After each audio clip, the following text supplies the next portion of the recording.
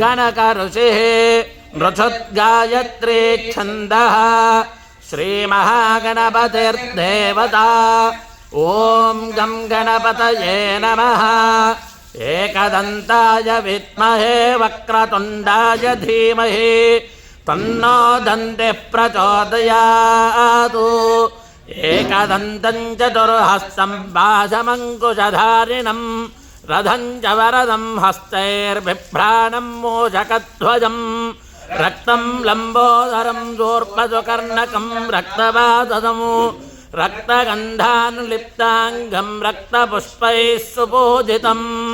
भक्तानुकम्पिनं देवं जगत्कारणमच्युतम् आविर्भूतं च दृष्ट्यादौ प्रकृतेः पुरुषात् परम्